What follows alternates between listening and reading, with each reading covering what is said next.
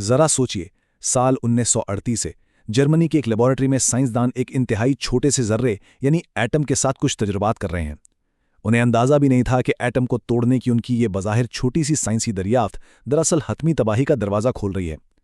इस एक लम्हे ने एक ऐसा ना रुकने वाला आलमी चेन रिएक्शन शुरू किया जिसने हमारी दुनिया की जुग्राफियाई सियासत को हमेशा के लिए बदल कर रख दिया। आज के इस तफसीली जायजे में हम इस हाई स्टेक्स जियोपॉलिटिकल कहानी की गहराई में जाएंगे। हम देखेंगे कि कैसे एक मुल्क से शुरू होने वाली ये हिलाकत खेज टेक्नोलॉजी दुनिया के कोने कोने तक पहुंची और इसने ताकत के आलमी तवाज़ुन को किस तरह हिलाकर रख दिया। तो मौजूदा सूरत हाल क्या है? सबसे हैरानकुन और सच कहूं तो खौफनाक बात ये नंबर 9 है। आज दुनिया में कुल 195 मुमालिक हैं, लेकिन इनमें से सिर्फ एक बहुत छोटा सा हिस्सा यानी महज 9 मुमालिक इस वक्त दुनिया को ख़त्म कर देने वाली ताकत के मालिक हैं।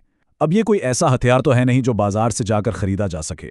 ये सलाहियत हासिल करने के लिए उन मुमालिक ने जासूसी, धोखे और खुफिया डील्स का वो खतरनाक खेल खेला है जो किसी हॉलीवुड थ्रिलर से कम नहीं। तो आइए देखते हैं कि ये डोमिनोज गिरना कैसे शुरू हुए। शुरुआत करते हैं पहले हिस्से से। पहला, चेन रिएक्शन। जब अमेरिका ने मैनहट्टन प्रोजेक्ट पर पानी की तरह पैसा बहाकर दुनिया का पहला एटम बम बनाया और 1945 में जापान पर गिराया, तो उन्हें लगा कि वो इस ताकत के इकलौते वारिस हैं। लेकिन ये अमरीकी इजारादारी बहुत जल्द टूट गई। हुआ कुछ यूं कि 1945 की पॉट्सडीम कॉन्फ्रेंस में जब अमरीकी सदर ट्रूमन ने सोवियत लीडर स्टालिन को इस नए तबाहकुन हथियार के बारे में बड़े फख्र से बताया, तो स्टालिन के चेहरे पर कोई हैरानी नहीं थी। क्यों? क्योंकि सोवियत जासूस 1941 से ही मैनहट्टन प्रोजेक्ट के अंदर तक घुसे हुए थे और ब्लूप्रिंट्स चुरा रहे थे। इस शानदार और खतरनाक दरअंदाजी का नतीजा 1939 में निकला, जब सोवियत यूनियन ने काज़ाख्स्तान में अपना RDS-1 टेस्ट करके पूरी मगरबी दुनिया को चौंका दिया और यूं सर्द जंग का बाकायदा आगाज हो गया। और बात सिर्फ बम बनाने तक नहीं रुकी। 1950 के दहाई में हमने टेक्नोलॉजी में एक बहुत बड़ी और खौफनाक छलांग देखी। साइंसदानों ने बुनियादी फिशन यानी एटमों को तोड़ने वाले बमों से आगे बढ़कर फ्यूजन की पेचीदा साइंस पर काम शुरू कर दिया, जिसमें एटमों को जोड़ा जाता है। इससे बने thermonuclear hydrogen bomb. Robert Oppenheimer जैसे बड़े साइंसदानों ने खबरदार किया था, लेकिन इसके बावजूद अमेरिका ने 1952 में पहला हाइड्रोजन बम टेस्ट कर डाला। ये बम हिरोशिमा पर गिराए गए बम से सैकड़ों गुना ज्यादा ताकतवर था, यानी तबाही का लेवल अब 1000 गुना बढ़ चुका था, जिसने दुनिया को धकेल दिया हमारे दूसरे हिस्से की तरफ, जासूस और टूटे हुए इत्तेहाद। अब आप सोचेंगे कि इत्तेहादी तो मिलकर काम करते हैं ना? बिल्कुल नहीं। ये देखना बहुत दिलचस्प है कि दोस्त मुमालिक ने किस तरह एक दूसरे से धोखा खाकर अपने हथियार बनाए। जंग के दौरान बरतानिया ने अमेरिका के साथ मिलकर काम किया, लेकिन जंग खत्म होते ही अमेरिका ने क्यूबिक मुआहदा तोड़ दिया और सारा न्यूक्लियर डेटा शेयर करना बंद कर दिया। बरतानिया को मजबूरन 1952 में अकेले अपना टेस्ट करना पड़ा। दूसरी तरफ फ्रांस की कहानी और भी अजीब है। 1956 के स्वेज बहरान में सुपर पावर्स ने फ्रांस को बुरी तरह ब्लैकमेल और जलील किया। इस हजीमत ने फ्रांस को सिखा दिया कि दुनिया में इज्जत से जीना है तो अमरीकी फौज पर नहीं, अपने एटम बम पर भरोसा करना होगा। और यूं फ्रांस ने भी 1960 में अपना पहला एटमी धमाका कर दिया। अब चलते हैं तीसरे हिस्से की जानिब, जहां यह खेल और भी खतरनाक हो गया, एशियाई डोमिनो इफेक्ट। एशिया में तो जैसे डोमिनोज गिरने की एक लाइन लग गई। सोवियत यूनियन ने जब चीन की तकनीकी मदद करने से इनकार किया, तो चीन ने गुस्से में आकर 1964 में तनहा अपना बम टेस्ट कर डाला। दिलचस्प बात यह है कि चीन ने इस टेस्ट का नाम तंजिया तौर पर 596 रखा, जो दरअसल उस महीने और साल की तरफ इशारा था जब सोवियत यूनियन ने उन्हें धोखा दिया था। अब जब चीन ने धमाका किया तो भारत में खतरे की शदीद घंटी बज गई, क्योंकि वो 1962 में चीन से जंग हार चुका था। भारत ने फौरन 1974 में स्माइलिंग बुद्धा के नाम से अपना टेस्ट किया, और मज़े की बात यह है कि इसे एक पुरअमन धमाका करार दिया। जाहिर है इसके बाद पाकिस्तान के लिए इस दौड़ में शामिल होना नागुज़ीर हो गया, और एशिया का ये डोमिनो इफेक्ट 1998 में पाकिस्तान के कामयाब धमाकों पर जाकर रुका। यहां जरा इस मशहूर जुमले पर गौर करें, अगर हमें घास भी खानी पड़ी तब भी हम एटम बम बनाएंगे। जुल्फ़िकार अली भुट्टो का ये बयान खित्ते की तारीख को समझने के लिए बहुत अहम है। 1971 की जंग और मुल्क टूटने के बाद पाकिस्तान के अंदर हर कीमत पर अपना दिफा मजबूत करने की एक शदीद और मायूसकुन ख्वाहिश पैदा हो गई थी। ये सिर्फ एक सियासी नारा नहीं था, ये एक रियासती पॉलिसी बन गई थी। और इसी पॉलिसी के नतीजे में डॉक्टर अब्दुल कदीर खान ने नीदरलैंड्स की एक तनसीब से सेंट्रीफ्यूजेस के टॉप सीक्रेट ब्लूप्रिंट्स हासिल किए और पाकिस्तान के न्यूक्लियर प्रोग्राम को वो बरतरी दिलवाई जिसका किसी ने सोचा भी नहीं था। जिससे हम पहुंचते हैं कहानी के चौथे हिस्से पर, सहरा के राज, तन्हाई का शिकार मुमालिक की खुफिया कहानियां। اب जो कहानी हम देखने वाले हैं वो किसी हॉलीवुड की जासूसी फिल्म की तरह लगती है, लेकिन ये मशरिक़ वुस्ता की एक तल्ख़ हकीकत है। दुनिया में चहमगोइयाँ तो थीं कि इसराइल के पास एटम बम है, जिसके लिए उन्होंने जाली दीवारें और खुफिया लिफ्टें भी बना रखी थीं। लेकिन 1986 में मर्देचाई वुनोनो नामी एक टेक्नीशियन ने इसराइल की खुफिया डिमोना तनसीब की कुछ अंदरूनी तस्वीर एक बरतानवी अखबार को दे दी। खबर छपने से पहले ही मोसाद में एक खातून एजेंट के जरिए वुनोनो को रोम में हनी ट्रैप किया, उसे ड्रग देकर अगवा किया और वो शख्स 18 साल तक कैद में रहा। लेकिन इस वाक़े ने दुनिया को हतमी सबूत दे दिया कि इसराइल वाकई एक खुफिया एटमी ताकत है।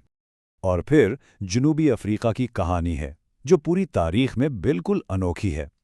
सर जंग के दौरान अपने नस्ल परस्ताना कवानीन की वजह से जनूबी अफ्रीका का पूरी दुनिया ने बायकॉट कर रखा था।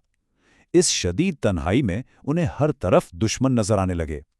इस खौफ के मारे उन्होंने इंतहाई खुफिया अंदाज में 6 मुकम्मल फाल एटम बम तैयार कर लिए। 1979 में होने वाला पुरस्रार वीला इंसिडेंट भी मुमकिना तौर पर उनका इसराइल के साथ एक मुश्तरका टेस्ट था। लेकिन सबसे हैरानकुन बात क्या है, 1990 में जब सर जंग खत्म हुई तो जनूबी अफ्रीका दुनिया की तारीख का वो वाहिद मुल्क बन गया जिसने रज़ाकाराना तौर पर अपने तमाम जौहरी हथियारों को खोलकर तलफ कर दिया और अपनी यूरेनियम पिघला दी। बिल्कुल नाकाबिल यकीन। अब आते हैं 5वें हिस्से की तरफ, रोग नेटवर्क, जब न्यूक्लियर टेक्नोलॉजी ब्लैक मार्केट में आ गई। शुमाली कोरिया की मिसाल इस बात का सबूत है कि एक हुकूमत अपनी बका को यकीनी बनाने के लिए किसी भी हद तक जा सकती है। कम खानदान को यह पुख्ता यकीन था कि अगर उनके पास बॉम्ब न हुआ तो बड़ी ताकतें उन्हें कुचल देंगी। उन्होंने स्मगलिंग नेटवर्क्स का सहारा लिया और अपनी मिसाइल टेक्नोलॉजी के बदले ब्लूप्रिंट्स हासिल किए। वो दुनिया का वाहिद मुल्क बन गए जिसने नॉन प्रोलिफरेशन ट्रीटी यानी NPT से खुलम खुला इनखिला किया और बॉम्ब बना लिया। और वो वहां रुके नहीं, 2017 तक उन्होंने एक जदीद थर्मोन्यूक्लियर बम भी टेस्ट कर लिया। आज ये बम उनकी हुकूमत की सबसे बड़ी इंश्योरेंस पॉलिसी है। और बिलाखिर हमारा छठा और आखिरी हिस्सा, जदीद जौहरी बिसात। आज हम कहाँ खड़े हैं? ज़रा इस टेबल पर एक नज़र डालें। ये आदाद व शुमार एक इंतहाई कड़वी हकीकत बयान करते हैं। मान लिया कि आज न्यूक्लियर क्लब में 9 ममालिक हैं, लेकिन रूस और अमेरिका की बालादस्ती इतनी वाज़ेह कि दिमाग चकरा जाए। इन दोनों के पास हज़ारों की तादाद में हथियार हैं। अगर बाकी तमाम ममालिक के हथियार मिला भी लिए जाएं तो ये उनके सामने कुछ भी नहीं। इनका ज़ख़ीरा इस पूरी दुनिया को कई बार ख़त्म करने के लिए काफ़ी है। ये सिर्फ नंबर्स नहीं हैं, ये उस आलमी बिसात के वो मोहरे हैं जिन पर हमारी और आपकी बल्कि पूरी इंसानियत की बका का इन्हिसार है। लेकिन रुकें, हथियारों की इस गिनती से ज़्यादा खौफनाक चीज़ वो निज़ाम है जिसके ज़रिए उन्हें फायर किया जाता है। इसे न्यूक्लियर ट्रायड कहते हैं। इसका मतलब है कि कोई भी बड़ी ताकत 3 मुख्तलिफ तरीक़ों से ज़मीन पर मौजूद साइलोज़, हवा में बमबार तैयारों और समंदर में आबदोज़ों के ज़रिए एटमी हमला कर सकती है। और इसमें सबसे खतरनाक और ना नज़र आने वाला उनसर ये आबदोज़ें हैं। ये महीनों तक समंदर की तारीक गहराइयों में छुपी रह सकती हैं। इसका सीधा सा मतलब ये है कि अगर आप किसी मुल्क पर अचानक हमला करके उसे नक्शे से मिटा भी दें तो समंदर के नीचे से एक तबाहकुन जवाबी हमला हर सूरत आएगा, बचने का कोई रास्ता नहीं। और यही वो तसव्वुर है जो इस पूरे निज़ाम को चलाता है, जिसे कहते हैं बाहमी यकीनी तबाही या MAD, म्यूचुअली एश्योर्ड डिस्ट्रक्शन। सुनने में ये किसी पागलपन से कम नहीं लगता ना, कि अगर तुम मुझे मारोगे तो मैं तुम्हें मारूंगा और हम दोनों ख़त्म हो जाएंगे। लेकिन तारीखी हकीकत यह है कि इसी दिल दहला देने वाली मंतिक ने जापान पर बमबारी के बाद से पिछले 80 सालों तक कोई तीसरी जंग अजीम नहीं होने दी। ये 100% गारंटी है कि जिसने पहला हमला किया उसका अपना वजूद भी बाकी नहीं रहेगा। एक अजीब सा लेकिन कारगर खौफ। तो इस तवील तारीखी सफ़र के बाद एक बहुत ही गहरा सवाल हमारे सामने आता है। आज के इस जदीद दौर में एटम बॉम्ब बनाने की साइंस बहुत पुरानी हो चुकी है। इसके ब्लूप्रिंट्स और मालूमात अब कोई राज नहीं रहे। जापान जैसी टेक्नोलॉजिकल रियासतें अगर चाहें तो महज चंद महीनों में ये सलाहियत हासिल कर सकती हैं। तो सवाल ये है कि क्या वाकई अब अगली डोमिनो को गिरने से सिर्फ और सिर्फ उन ममालिक के सियासी इरादे ने रोका हुआ है? अगर कल को दुनिया के जुग्राफियाई हालात और ख़तरात बदल जाएं तो क्या ये एटमी डोमिनोज एक बार फिर गिरना शुरू हो जाएंगे?